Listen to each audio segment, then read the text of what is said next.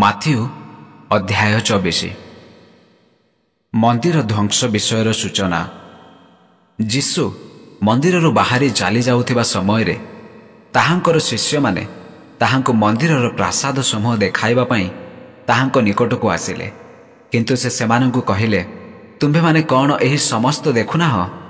ମୁଁ ତୁମ୍ଭମାନଙ୍କୁ ସତ୍ୟ କହୁଅଛି, ଏହି ସ୍ଥାନରେ ଏକ ପ୍ରସ୍ତର ଅନ୍ୟ ପ୍ରସ୍ତର ଉପରେ ରହିବ ନାହିଁ, ସମସ୍ତ ହିଁ ଭୂମିସାତ୍ ହେବ।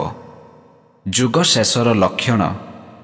ପରେ ସେ ଜିତ ପର୍ବତ ଉପରେ ବସନ୍ତେ ଶିଷ୍ୟମାନେ ତାହାଙ୍କ ଛାମୁକୁ ଗୋପନରେ ଆସି ପଚାରିଲେ, ଏସବୁ କେବେ ଘଟିବ? ପୁଣି ଆପଣଙ୍କ ଆଗମନ ଓ ଯୁଗାନ୍ତର ଲକ୍ଷଣ କ'ଣ, ତାହା ଆମ୍ଭମାନଙ୍କୁ କୁହନ୍ତୁ। ସେଥିରେ ଯୀଶୁ ସେମାନଙ୍କୁ ଉତ୍ତର ଦେଲେ, ସାବଧାନ, କେହି ଯେପରି ତୁମ୍ଭମାନଙ୍କୁ ଭ୍ରାନ୍ତ ନ କରେ। କାରଣ ଅନେକ ମୋ ନାମରେ ଆସି ମୁଁ ଖ୍ରୀଷ୍ଟ ବୋଲି କହି ଅନେକଙ୍କୁ ଭ୍ରାନ୍ତ କରିବେ। ଆଉ ତୁମ୍ଭେମାନେ ଯୁଦ୍ଧର ବିଷୟ ଓ ସଂଗ୍ରାମର ଜନରବ ଶୁଣିବ। ସାବଧାନ, ବ୍ୟାକୁଳ ହୁଅ ନାହିଁ, କାରଣ ଏହି ସମସ୍ତ ଅବଶ୍ୟ ଘଟିବ, କିନ୍ତୁ ସେହି କାଳ ଯୁଗାନ୍ତ ନୁହେଁ।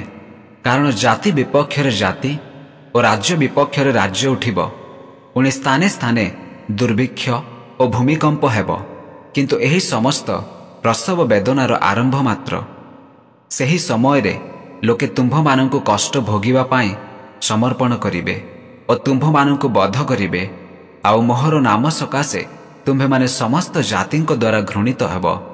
ସେତେବେଳେ ଅନେକ ବିଘ୍ନ ପାଇବେ, ପୁଣି ପରସ୍ପରକୁ ଧରାଇ ଦେବେ ଓ ପରସ୍ପରକୁ ଘୃଣା କରିବେ। ଆଉ ଅନେକ ଭଣ୍ଡ ଭାବବାଦୀ ଉଠି ଅନେକଙ୍କୁ ଭ୍ରାନ୍ତ କରିବେ। ପୁଣି ଅଧର୍ମ ବୃଦ୍ଧି ପାଇବାରୁ ଅଧିକାଂଶ ଲୋକଙ୍କର ପ୍ରେମ ଶୀତଳ ହୋଇଯିବ। ମାତ୍ର ଯେ ଶେଷ ପର୍ଯ୍ୟନ୍ତ ଧୈର୍ଯ୍ୟ ଧରି ରହିବ, ସେ ପରିତ୍ରାଣ ପାଇବ। ଆଉ ସମସ୍ତ ଜାତି ନିକଟରେ ସାକ୍ଷ୍ୟ ଦେବା ପାଇଁ ରାଜ୍ୟର ଏହି ସୁସମାଚାର ସମୁଦାୟ ପୃଥିବୀରେ ଘୋଷଣା କରାଯିବ। ତତ୍ପରେ ଯୁଗାନ୍ତ ହେବ। ମହାସଙ୍କଟର ଦିନ ଆରମ୍ଭ। ଏଣୁ ତୁମ୍ଭେମାନେ ଯେତେବେଳେ ଦାନିଏଲ ଭାବବାଦୀଙ୍କ ଦ୍ୱାରା ଉକ୍ତ ଧ୍ୱଂସକାରୀ ଘୃଣ୍ୟ ବସ୍ତୁକୁ ପବିତ୍ର ସ୍ଥାନରେ ଅବସ୍ଥିତ ଦେଖିବ, ସେତେବେଳେ ଯେଉଁମାନେ ଜିହୁଦିଆ ପ୍ରଦେଶରେ ଥାଆନ୍ତି ସେମାନେ ପର୍ବତମାଳାକୁ ପଳାଇ ଯାଆନ୍ତୁ। ଯେ ଛାତ ଉପରେ ଥାଏ ସେ ଆପଣ ଘର ଭିତରୁ ଜିନିଷପତ୍ର ନେଇଯିବା ପାଇଁ ଓହ୍ଲାଇ ନ ଆସୁ। ପୁଣି ଯେ କ୍ଷେତରେ ଥାଏ ସେ ଆପଣା ବସ୍ତ୍ର ନେଇଯିବା ପାଇଁ ଲେଉଟି ନ ଯାଉ। ସେହି ସମୟରେ ଯେଉଁମାନେ ଗର୍ଭବତୀ ଓ ସ୍ତନ୍ୟଦାତ୍ରୀ, ହାୟ, ସେମାନେ କ୍ଲେଶର ପାତ୍ର। କିନ୍ତୁ ତୁମ୍ଭମାନଙ୍କର ପଳାୟନ ଯେପରି ଶୀତକାଳରେ କିମ୍ବା ବିଶ୍ରାମବାର ଦିନରେ ନ ଘଟେ, ଏଥିପାଇଁ ପ୍ରାର୍ଥନା କର।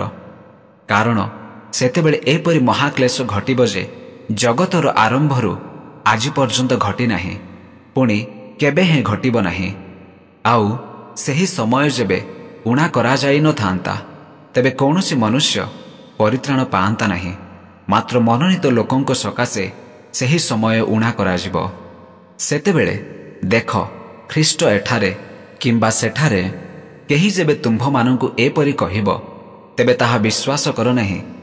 କାରଣ ଭଣ୍ଡ ଖ୍ରୀଷ୍ଟମାନେ ଓ ଭଣ୍ଡ ଭାବବାଦୀମାନେ ଉଠି ଏପରି ମହା ଚିହ୍ନ ଓ ଅଦ୍ଭୁତ କର୍ମମାନ ଦେଖାଇବେ ଯେ ଯଦି ସମ୍ଭବ ହୁଏ ତେବେ ମନୋନୀତ ଲୋକଙ୍କୁ ସୁଦ୍ଧା ଭ୍ରାନ୍ତ କରିବେ। ଦେଖ, ମୁଁ ପୂର୍ବରୁ ତୁମ୍ଭମାନଙ୍କୁ ଜଣାଇଲି। ଅତଏବ ଦେଖ, ସେ ପ୍ରାନ୍ତରରେ ଅଛନ୍ତି। ଲୋକେ ଯଦି ତୁମ୍ଭମାନଙ୍କୁ ଏହି କଥା କହିବେ, ତେବେ ବାହାରି ଯାଅ ନାହିଁ। ଦେଖ, ସେ ଗୁପ୍ତ କୋଠରୀରେ ଅଛନ୍ତି। ଯଦି ଏହା କହିବେ, ତେବେ ତାହା ବିଶ୍ୱାସ କର ନାହିଁ। କାରଣ ବିଜୁଳି ଯେପରି ପୂର୍ବ ଦିଗରୁ ମାରି ପଶ୍ଚିମ ଦିଗ ପର୍ଯ୍ୟନ୍ତ ଦେଖାଯାଏ, ସେପରି ମନୁଷ୍ୟପୁତ୍ରଙ୍କର ଆଗମନ ହେବ। ଯେଉଁଠାରେ ଶବ ପଡ଼ିଥାଏ ସେହିଠାରେ ଶାଗୁଣାଗୁଡ଼ାକ ଏକାଠି ହେବେ। ମନୁଷ୍ୟପୁତ୍ରଙ୍କ ପୁନରାଗମନ। ମାତ୍ର ସେହି ସମୟର କଷ୍ଟ ପରେ ହଠାତ୍ ସୂର୍ଯ୍ୟ ଅନ୍ଧକାରମୟ ହେବ ଓ ଚନ୍ଦ୍ର ଆଲୋକ ଦେବ ନାହିଁ। ପୁଣି ନକ୍ଷତ୍ରମାଳା ଆକାଶରୁ ପଡ଼ିବେ ଓ ଆକାଶ ମଣ୍ଡଳର ଶକ୍ତି ସମୂହ ବିଚଳିତ ହେବେ। ସେତେବେଳେ ଆକାଶରେ ମନୁଷ୍ୟପୁତ୍ରଙ୍କର ଲକ୍ଷଣ ଦେଖାଯିବ। ପୁଣି ସେ ସମୟରେ ପୃଥିବୀର ସମସ୍ତ ଗୋଷ୍ଠୀ ବିଳାପ କରିବେ ଏବଂ ମନୁଷ୍ୟପୁତ୍ରଙ୍କୁ ମହାପରାକ୍ରମ ଓ ମହାମହିମା ସହ ଆକାଶର ମେଘମାଳାରେ ଆଗମନ କରିବା ଦେଖିବେ। ଆଉ ସେ ମହାତୁରେଧ୍ୱନି ସହିତ ଆପଣ ଦୂତମାନଙ୍କୁ ପଠାଇବେ ଏବଂ ସେମାନେ ଆକାଶର ଏକ ସୀମାରୁ ଅନ୍ୟ ସୀମା ପର୍ଯ୍ୟନ୍ତ ଚତୁର୍ଦିଗରୁ ତାହାଙ୍କର ମନୋନୀତ ଲୋକମାନଙ୍କୁ ଏକତ୍ର କରିବେ। ଡିମ୍ବିରି ବୃକ୍ଷରୁ ଶିକ୍ଷା। ଡିମ୍ବିରି ବୃକ୍ଷରୁ ଦୃଷ୍ଟାନ୍ତ ଶିକ୍ଷା କର। ଯେତେବେଳେ ତାହାର ଶାଖା କୋମଳ ହୋଇ ପଲ୍ଲବିତ ହୁଏ, ସେତେବେଳେ ଗ୍ରୀଷ୍ମକାଳ ସନ୍ନିକଟ ବୋଲି ତୁମ୍ଭେମାନେ ଜାଣିଥାଅ। ସେହିପରି ତୁମ୍ଭେମାନେ ମଧ୍ୟ ଏହି ସମସ୍ତ ଦେଖିଲେ ସେ ଦ୍ୱାରର ସନ୍ନିକଟ ଏହା ଜାଣ। ମୁଁ ତୁମ୍ଭମାନଙ୍କୁ ସତ୍ୟ କହୁଅଛି, ଏହି ସମସ୍ତ ନ ଘଟିବା ପର୍ଯ୍ୟନ୍ତ ଏହି ବର୍ତ୍ତମାନ ପୁରୁଷ କୌଣସି ପ୍ରକାରେ ଲୋପ ପାଇବ ନାହିଁ। ଆକାଶ ଓ ପୃଥିବୀ ଲୋପ ପାଇବ, ମାତ୍ର ମୋହର ବାକ୍ୟ ସମୂହ କଦାପି ଲୋପ ପାଇବ ନାହିଁ। ଆଗମନର ଦିନ ଓ ଦଣ୍ଡ ଅଜ୍ଞାତ, କିନ୍ତୁ ସେହି ଦିନ ଓ ଦଣ୍ଡ ବିଷୟ କେହି ଜାଣନ୍ତି ନାହିଁ, ସ୍ୱର୍ଗର ଦୂତମାନେ କିମ୍ବା ପୁତ୍ର ସୁଦ୍ଧା ଜାଣନ୍ତି ନାହିଁ, ମାତ୍ର କେବଳ ପିତା ଜାଣନ୍ତି। ଆଉ ନୋହଙ୍କ ସମୟରେ ଯେ ପ୍ରକାର ଘଟିଥିଲା, ମନୁଷ୍ୟପୁତ୍ରଙ୍କର ଆଗମନ ସମୟରେ ସେ ପ୍ରକାର ଘଟିବ। କାରଣ ଜଳପ୍ଲାବନର ପୂର୍ବବର୍ତ୍ତୀ ସମୟରେ ଜାହାଜରେ ନୋହଙ୍କର ପ୍ରବେଶ କରିବା ଦିନ ପର୍ଯ୍ୟନ୍ତ ଲୋକେ ଯେପରି ଭୋଜନ ପାନ ଏବଂ ବିବାହ କରିବା ଓ ବିବାହ ଦେବାରେ ବ୍ୟସ୍ତ ଥିଲେ, ପୁଣି ଜଳପ୍ଲାବନ ଆସି ସମସ୍ତଙ୍କୁ ଭସାଇ ନ ନେବା ପର୍ଯ୍ୟନ୍ତ ଯେପରି ଜାଣିନଥିଲେ, ମନୁଷ୍ୟପୁତ୍ରଙ୍କର ଆଗମନ ମଧ୍ୟ ସେହି ପ୍ରକାର ହେବ।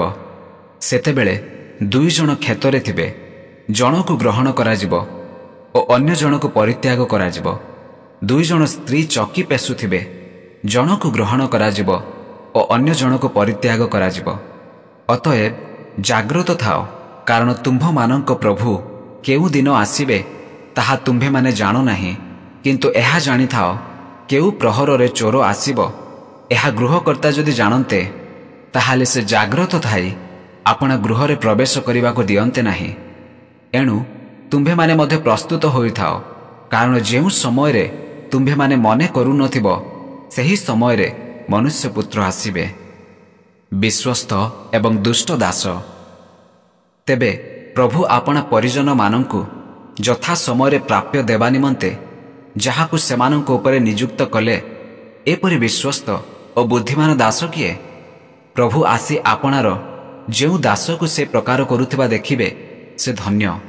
ମୁଁ ତୁମ୍ଭମାନଙ୍କୁ ସତ୍ୟ କହୁଅଛି, ସେ ତାହାକୁ ଆପଣାର ସର୍ବସ୍ୱ ଉପରେ ନିଯୁକ୍ତ କରିବେ।